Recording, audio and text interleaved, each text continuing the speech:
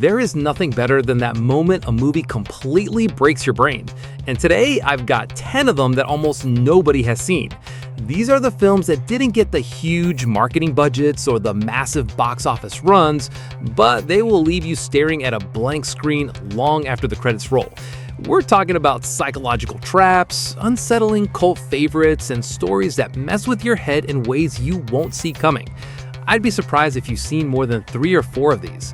I've pinned the comment below with where you can stream every single one of these right now. Let's get into it, starting with a Stephen King adaptation that deserves way more love than it gets. What's going on? It's death. So my bottom pick is a Stephen King adaptation, and I'll be straight with you, it's not Frank Darabont's best King movie. That's Shawshank, maybe Green Mile.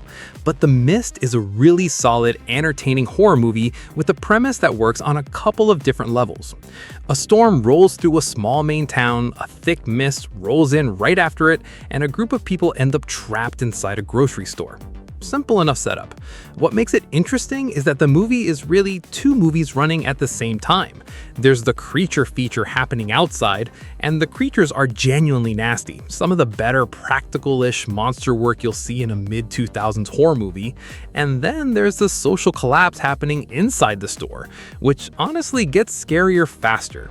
Marcia Gay Harden plays a woman who starts acting like a doomsday prophet the second things get bad, and she is infuriating and terrifying, and kind of brilliant in this role. Thomas Jane is solid as the rational guy trying to hold things together. Toby Jones does some really good work as a supermarket employee who ends up being one of the more capable people in the building. Now, I'll warn you about the ending. People either love it or absolutely hate it. It is a bold choice, the kind of ending that will make you sit there for a minute going, okay, just be ready for it. That's The Mist. Arlington Road is a conspiracy thriller from 1999 that I think more people should know about. It stars Jeff Bridges as a terrorism professor whose FBI agent wife was killed in the line of duty. He's basically a guy who studies domestic terrorism for a living, which means when his new neighbor starts setting off alarm bells, he's maybe the one person in the world who's going to notice. Tim Robbins plays the neighbor. Jeff Bridges is suspicious of him, and the movie does a really good job of keeping you genuinely unsure whether Bridges' character is onto something or whether this is just a paranoid man projecting his grief and his job onto the guy next door. That tension carries the film for most of its runtime, and it's really effective. Jeff Bridges is excellent here. This might be one of his more underrated performances, honestly. And Tim Robbins is doing something tricky, playing a character who has to seem perfectly normal while also being slightly off in a way that you can't quite put your finger on. I'll be upfront, the finale gets a little bit over-engineered. There are some coincidences that require you to accept a lot, the plot machinery is showing a little bit by the end, but the ideas this movie's working with are genuinely interesting, and the payoff is disturbing in a way that stays with you. It's worth it. That's Arlington Road. The Minus Man is one of the more quietly unsettling films I can think of, and I mean that as a compliment. Owen Wilson plays a serial killer. Now I know how that sounds, but this is not an over-the-top psycho killer movie. It's basically the opposite of that. Wilson plays this guy as the most agreeable, low-key, pleasant person you'll ever meet. He's polite, he listens, he says the right thing. He gets a room at a boarding house run by Brian Cox and Mercedes Ruehl, gets a job at the post office, makes friends with a coworker played by Janine Garofalo. And the whole time you know exactly who he is and what he does, and the people around him have no idea. That's basically the whole movie. What makes it work is the performance. Wilson completely disappears into this character. There's no menace, no creep factor in the obvious sense, just this guy who seems genuinely likable. And that ends up being way more unsettling than a more theatrical villain would have been. Hampton Fancher directed this. He wrote the original Blade Runner, and it's his directorial debut. He pulls it off. It's slow, it is a deliberately paced movie, but if you go in knowing that and you're okay with it, The Minus Man is a really impressive little thriller that you've probably never heard of. Worth finding. Okay, so The Alchemist Cookbook is going to divide people. I want to be upfront about that. This is a very low budget, very slow, very minimal movie about a young guy who is living alone in the woods, just him and a cat, and he's trying to unlock some kind of occult secret, essentially. That's it. That's the whole movie. Now, the reason it's on this list is Ty Hickson's performance. He carries every single minute of this film, and he is really good. The movie wouldn't exist without him. He's a lesser-known actor, and he absolutely holds the screen. You genuinely believe this guy's mental state deteriorating across the runtime, and that is not an easy thing to pull off. The movie is also genuinely ambitious in the way it blends genres. It's folk horror, it's a character study, it's a kind of slow-burn psychological thing. And it does all of that on what was clearly a very tight budget. Director Joel Patrikas does interesting stuff with very little. That said, if you are watching this expecting plot, expecting scares, expecting explanations, this is going to frustrate you. The pacing is slow. Really slow. The ending is ambiguous in that art house way where you might feel like you got nothing. But if that kind of movie's in your wheelhouse, The Alchemist Cookbook is a pretty unique watch. So, Antichrist is a Lars von Trier film. If you know what that means, you already have a sense of what you're getting into. If you don't, Lars von Trier is a Danish director known for dark, provocative, deeply uncomfortable films, and Antichrist is probably his most extreme. It stars Willem Dafoe and Charlotte Gainsbourg as a couple grieving after a tragedy. They retreat to a cabin in the woods called Eden. Von Trier is not subtle, and things get progressively worse from there. The film is divided into chapters: grief, pain, despair, and it earns those titles. Gainsbourg won Best Actress at Cannes for this film, and the performance is legitimately extraordinary. She does things in this movie that most actors would not do. Dafoe is equally committed and equally impressive. Now, I have to be completely honest with you about this one. This film has some extremely graphic content. We're talking body horror, psychological torture, the whole thing. It is not a comfortable watch. Von Trier made this coming out of a personal bout of severe depression, and you can feel that in every frame. The cinematography is stunning, genuinely gorgeous visuals, but what's happening inside those beautiful shots is brutal. If you can handle that kind of film and you're looking for something that's genuinely emotionally serious as a piece of cinema, The Antichrist is remarkable, but it is absolutely not for everyone, and I want to be clear about that. Just help you connect. Why are we doing this? I thought it'd be fun. It's just messy, that's all. Fingernails is a 2023 Apple TV Plus film that I don't think enough people saw, which is a shame because it's a really lovely and thoughtful science fiction romance.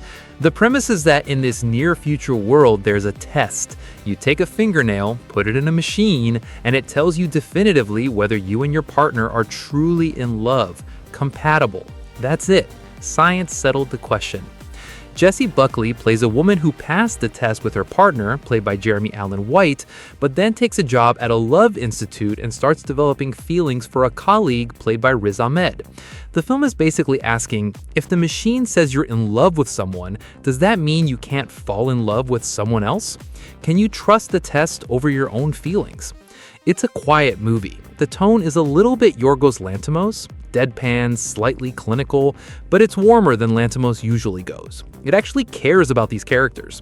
Jessie Buckley is excellent, and Riz Ahmed does some really subtle work here that's easy to underestimate. The cinematography is beautiful, warm, soft lighting throughout that gives everything this slightly hazy romantic quality. It's the kind of movie where the visuals are doing a lot of the emotional heavy lifting. It's on Apple TV Plus. It did not get much attention when it came out. If you have the service, it's absolutely worth your time. That's Fingernails. Real quick, if you're enjoying this list and you want more of these, hit subscribe and drop a like on the video. It helps the channel out a lot. Okay, back to it. We've got 4 movies left and the list is getting better. Sorry to Bother You is a debut feature from director Boots Riley, and it is one of the more original movies to come out in the last decade. Lakeith Stanfield plays Cassius Green, goes by Cash, a broke guy in Oakland who takes a telemarketing job and discovers that if he adopts a white voice, like literally a different vocal effect, he can sell anything to anybody. He rises fast, gets access to the elite tier of the company, and the movie starts getting increasingly strange from there. This is a satire, a really sharp, genuinely funny one. It has things to say about work, about identity, about what people are willing to do to get ahead, and about corporate culture in general. Riley has a very specific political point of view, and he doesn't hide it, but the film never stops being entertaining while it makes its points. Stanfield is great. Tessa Thompson is great. Armie Hammer plays the CEO of a company that might be doing something very bad, and he is pitch perfect in a role that requires a very specific kind of charisma. Now, I will warn you, the third act goes somewhere that a lot of people did not expect. It becomes science fiction in a way that either clicks with you completely or takes you out of it. I think it works. It's a bold choice, and it's the kind of swing a debut director takes when they're not playing it safe. For a first film, this is incredibly accomplished. Don't sleep on it. That's Sorry to Bother You. So, before Silence of the Lambs, before Red Dragon, before any of the other Hannibal Lecter adaptations, there was Manhunter. Michael Mann directed this in 1986, and it is still, I'd argue, the best adaptation of Thomas Harris's Red Dragon novel, and most people have never seen it. William Peterson plays Will Graham, a former FBI profiler who got too deep into the psychology of a killer he was chasing and basically had a breakdown. He's pulled back in to profile a new serial killer, the Tooth Fairy, played by Tom Noonan, and part of that investigation involves consulting with Dr. Hannibal Lecter, spelled differently here, played by Brian Cox. Brian Cox's Lecter is nothing like Anthony Hopkins's, where Hopkins is theatrical and performative and almost enjoys being watched. Cox plays this character as cold, still, almost reptilian, like something that is very intelligent and has no interest in connecting with you emotionally. It's a different take, and honestly, it's more unsettling in a quieter way. Tom Noonan as the Tooth Fairy is deeply uncomfortable to watch. The character is bizarre and sad and frightening all at once. It's a really impressive piece of acting. Michael Mann's visual style here is outstanding. He uses light and color in a very deliberate way. Lots of white, very clinical, very cold, and the film has this unsettling surface beauty that makes the subject matter hit harder. The synthesized score is very 80s, and some people find it dated. Fair enough, but the movie itself holds up completely. That's Manhunter. To be absolute truth. Absolute truth. Nightmare Alley is a Guillermo del Toro film from 2021, and I think it's one of the more underrated movies of that year. It's a noir, a real, proper, old-school noir, set in the 1930s following a drifter named Stanton Carlyle, who ends up with a traveling carnival, learns the mentalist trade, and then takes his act to wealthy clients in the city. And like every good noir protagonist, he gets way too greedy. Bradley Cooper plays Carlyle, and this is a really good performance. The character is charming and manipulative and entirely convinced he's the smartest person in any room, which, as a recipe for disaster in a noir film, is basically foolproof. Cooper plays it with a real physicality, and it's one of his better dramatic roles. The cast around him is excellent. Toni Collette, David Strathairn, Rooney Mara as its partner, and then Cate Blanchett shows up as a psychiatrist halfway through and takes the whole film up a level. Her character is calculating and cool, and she sees Carlyle instantly for exactly what he is. The scenes between them are the best in the movie. Del Toro's production design is incredible. Greens and golds everywhere, long corridors that seem to stretch on forever, single source lighting that makes everything look like a 1940s photograph. The movie is gorgeous, and it's working with a color palette that has a real visual logic to it. It's on the slower side, and the runtime is long, but the ending is earned, and it hits the way noir endings are supposed to hit. My top pick is a movie that's over 25 years old, won the Grand Jury Prize at Sundance, features one of Ryan Gosling's best performances, and most people have still never seen it. It almost never got a theatrical release. A Showtime broadcast was canceled after 9/11. It had protests at screenings. The subject matter is that sensitive. The Believer stars Gosling as a young Jewish man who becomes a neo-Nazi. And it's based on a real person, Daniel Burroughs, who was a member of the American Nazi Party and was exposed as Jewish by the New York Times in 1965.